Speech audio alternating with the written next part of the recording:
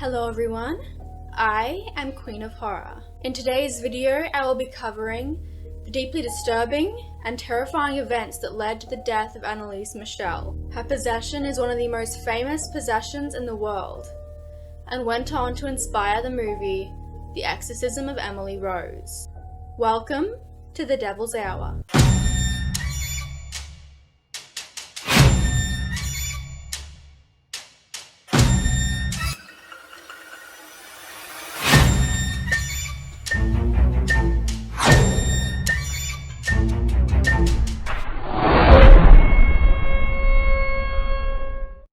I just need to apologize for my croaky voice because I'm still recovering from the flu, so I'm sorry about that. I will first run through the story and then I will get into the tapes, as they are incredibly disturbing, and I know some of you may be interested in the story, but not so much the tapes.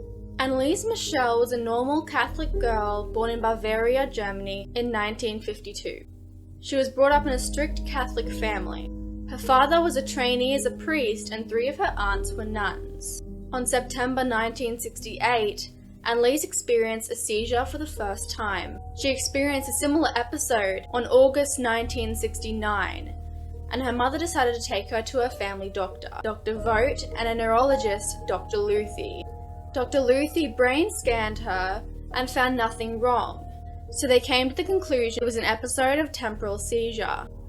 She experienced this twice, once in 1970 and again in 1972, where doctors prescribed her anticonvulsant and anti-seizure medication. In September of 1973, Anneliese started describing horrific hallucinations. She said that demons were tormenting her, telling her she was damned.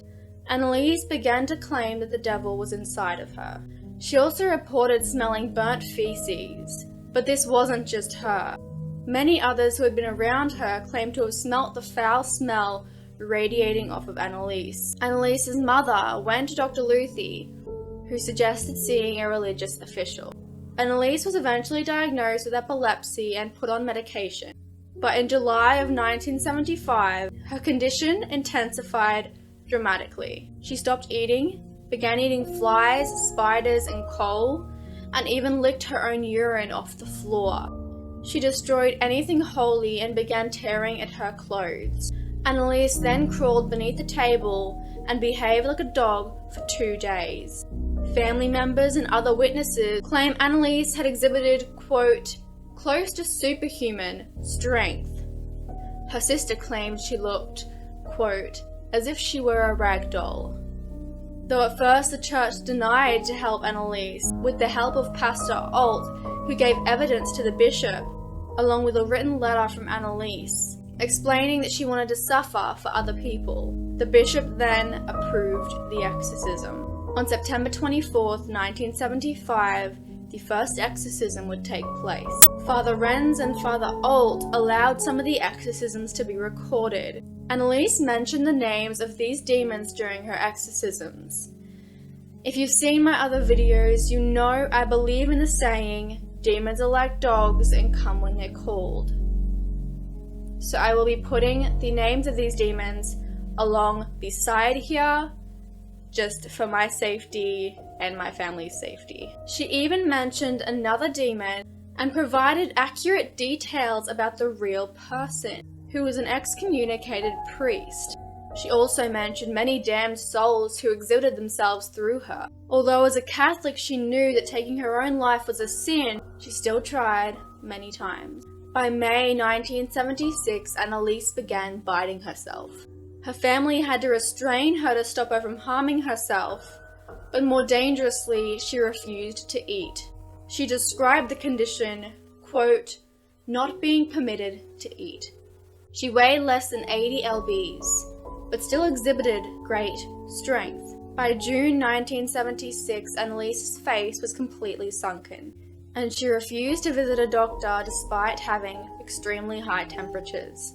On June 30th, 1976, Anneliese would have her last exorcism, only saying, please, absolution. Her last words to her mother were, "Mother, I'm afraid."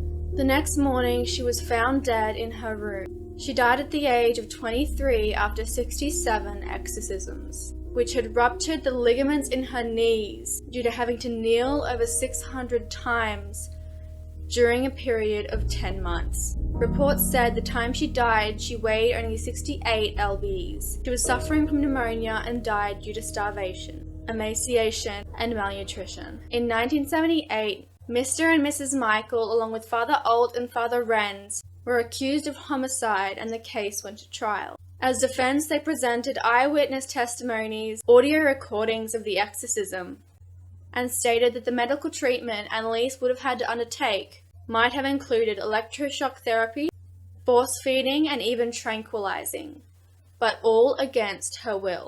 At the end, court went in favor of the prosecution and sentenced Mr. and Mrs. Michel, Father Renz and Father Alt, to 6 months imprisonment, 3-year suspension, and payment for all court costs. But despite claims Anneliese's condition was caused by epilepsy and starvation ultimately took her life, autopsy revealed that Anneliese had a healthy brain, and there was no such symptom that could have caused an epileptic seizure.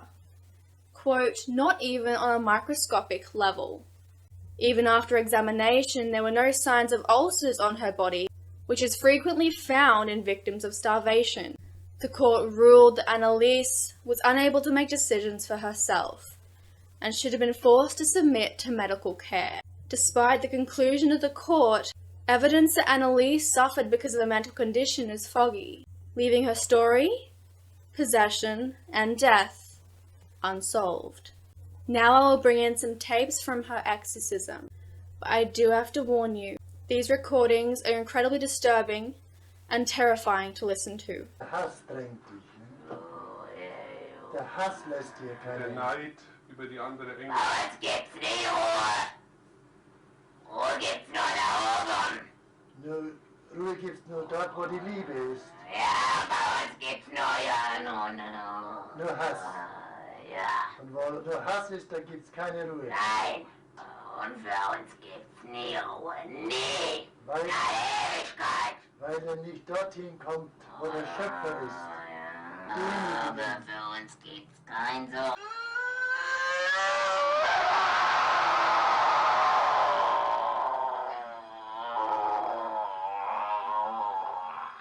Im Namen des Vaters.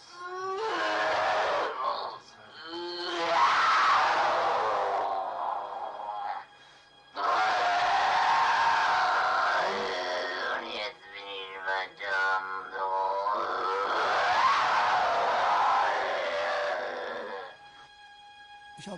Boję się strasznie i nie mogę spać. Innym razem powiedziała, one skaczą tam, po podłodze. Nie widzicie ich?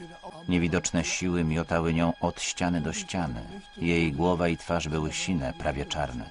Magnificat Anima mea Domino, et exultavit spiritus meus, in Deus salutari meo, via respexit humilitatem ancillae sue, ex enim ex hoc beata medicent omnes generationes, via fecit mihi magna vivotem misericordia in progetto.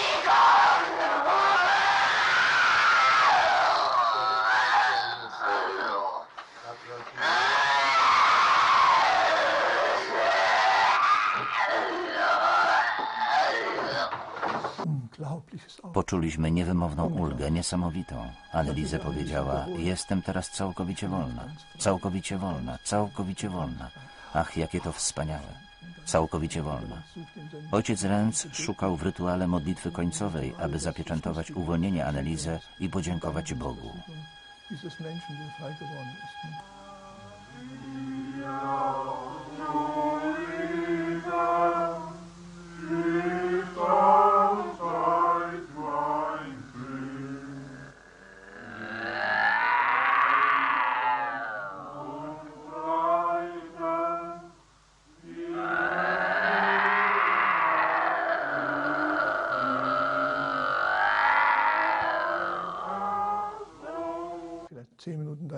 Po 10, może 15 minutach okazało się, że demony są znowu obecne.